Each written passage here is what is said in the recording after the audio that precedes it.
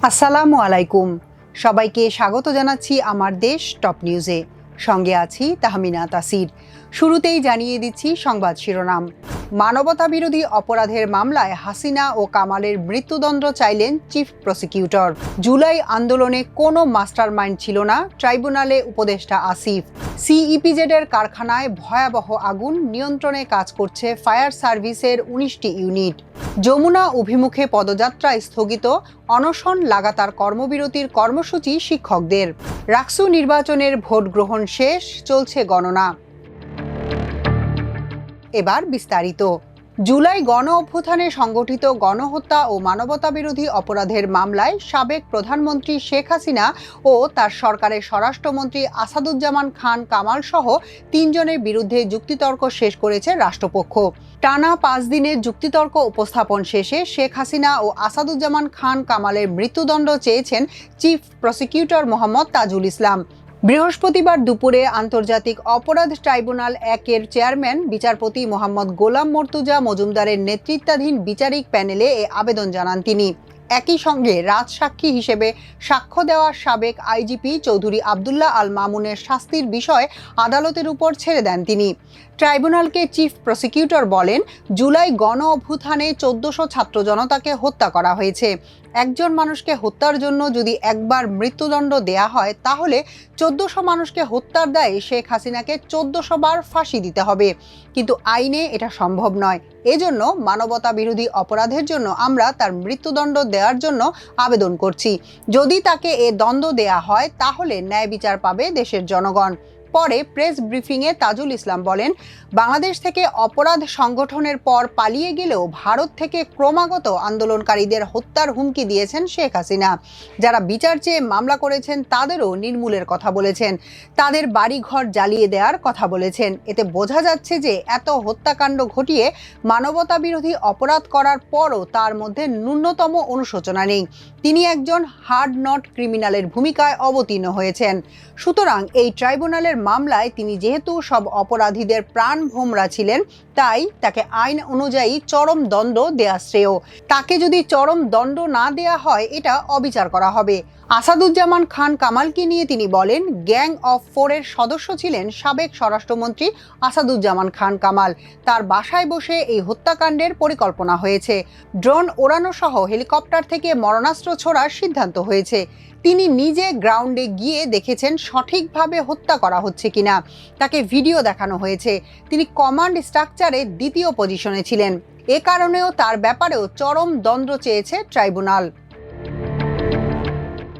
রাজধানীর চাংখারপুল এলাকায় 2024 সালের আগস্টে 6 জনকে গুলি করে হত্যাসহ সংগঠিত মানবতা বিরোধী অপরাধের মামলায় আন্তর্জাতিক অপরাধ ট্রাইব্যুনালে সাক্ষ্য দিয়েছেন স্থানীয় সরকার মন্ত্রণালয় এবং যুব ও ক্রীড়া মন্ত্রণালয়ের উপদেষ্টা আসিফ মাহমুদ সজীব ভুইয়া। ট্রাইব্যুনালে দায়ীদের সর্বোচ্চ সাজা দাবি করে উপদেষ্টা আসিফ বলেন, জুলাই আন্দোলনে কোনো মাস্টারমাইন্ড ছিল না, সবার মতামত নেওয়া হতো।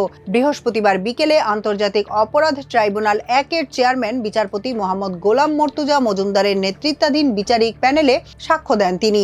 এর আগে দুপুর 2:15টার পর ট্রাইব্যুনালে পৌঁছান আসিফ মাহমুদ। 2:55 এজলাস কক্ষে যান তিনি। এরপর তার সাক্ষ্য গ্রহণ শুরু হয়। গত 9 অক্টোবর এই মামলায় সাক্ষ্য দিতে ট্রাইব্যুনালে এসেছিলেন উপদেষ্টা আসিফ। দুপুর 2:45 থেকে বিকেল 5টা পর্যন্ত তার সাক্ষ্য গ্রহণ চলে। তবে শেষ না হওয়ায় অবশিষ্ট জবানবন্দি নিতে প্রসিকিউশনের আবেদনের পরিপ্রেক্ষিতে আজকের দিন ধার্য করেন ট্রাইব্যুনাল 1। ওই দিন 19 নম্বর সাক্ষী হিসেবে নিজের সাক্ষ্যে জুলাই আগস্ট আন্দোলনের পুরো পটভূমি তুলে ধরেন আসিফ মাহমুদ। একই সঙ্গে গত বছরের 5 আগস্ট চাংখারপুলে চালানো আইনশৃঙ্খলা রক্ষাকারী বাহিনীর নৃশংসতার বিবরণ দেন তিনি। এমনকি ডিবি পরিচয় রাতের আধারে নিজেকে গুম করার কথাও জবানবন্দিতে পেশ করেন তিনি। এসব ঘটনার জন্য সাবেক প্রধানমন্ত্রী শেখ হাসিনা ও সাবেক স্বরাষ্ট্রমন্ত্রী আসাদুজ্জামান খান কামাল সহ সরাসরি জড়িতদের দায়ী করেছেন এই উপদেষ্টা। চট্টগ্রাম রপ্তানি প্রক্রিয়াকরণ অঞ্চলের ৫ নম্বর রোডে টাওয়েল ও মেডিকেল ইকুইপমেন্ট তৈরির কারখানায় ভয়াবহ আগুনের ঘটনা ঘটেছে। বৃহস্পতিবার দুপুর ২টার দিকে এই আগুন লাগে। আগুন নিয়ন্ত্রণে কাজ করছে ফায়ার সার্ভিসের ১৪টি ইউনিট, পাশাপাশি যোগ দিয়েছে বাংলাদেশ নৌবাহিনীর ৫টি ইউনিট। এছাড়াও ঘটনাস্থলে উপস্থিত হয়েছে সেনাবাহিনী ও বিজিবি সদস্যরা। কারখানা থেকে ২০-২৫ জন শ্রমিককে নিরাপদে উদ্ধার করা হয়েছে বলে জানিয়েছে ফায়ার সার্ভিস। চট্টগ্রাম বিভাগীয় ফায়ার সার্ভিস ও সিভিল ডিফেন্স বিভাগের উপপরিচালক মোহাম্মদ জসিমউদ্দিন বলেন, ৮ তলার ভবন এটা টেক্সটাইল কারখানা। এখানে প্রচুর পরিমাণে দাহ্য বস্তু রয়েছে। কারখানার ৭ম তলায় আগুন লাগার পর দ্রুত ৬ষ্ঠ ও ৮ম তলায় ছড়িয়ে পড়ে। ভেতরে যাওয়া আমাদের জন্য কঠিন হয়ে পড়েছে। ৫ তলা পর্যন্ত আমরা গিয়েছি, আমাদের টিম কাজ করছে। ভবনের চতুর্দিকের আগুন নিয়ন্ত্রণে আনার চেষ্টা করছি।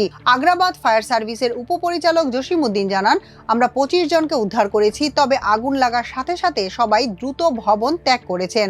অনেকে বিভিন্ন কক্ষে আশ্রয় নিলেও ভীত অবস্থায় ছিল।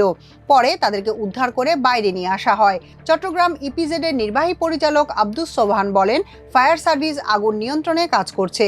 এখন পর্যন্ত প্রাণহানি বা আহত হওয়ার কোনো খবর পাওয়া যায়নি।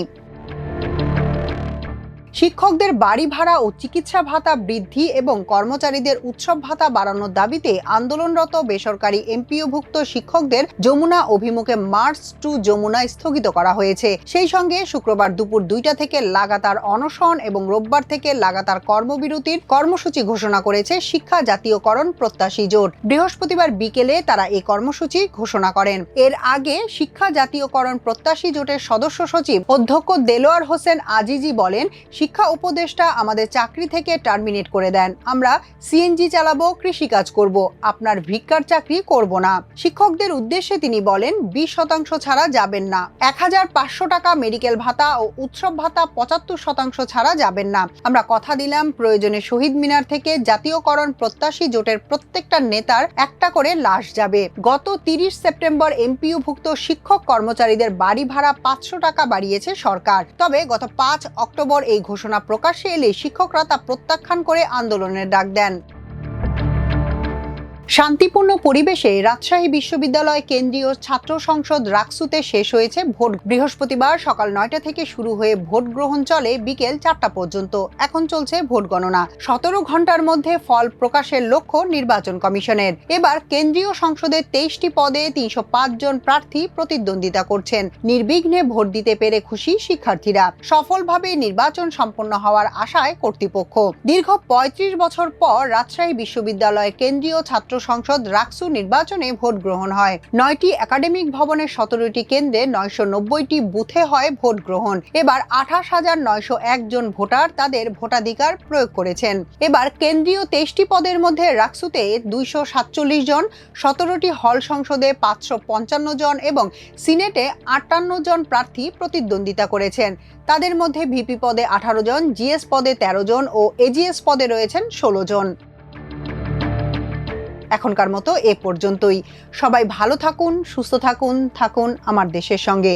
চ্যানেলটি ভালো লাগলে সাবস্ক্রাইব করুন। আল্লাহ হাফেজ।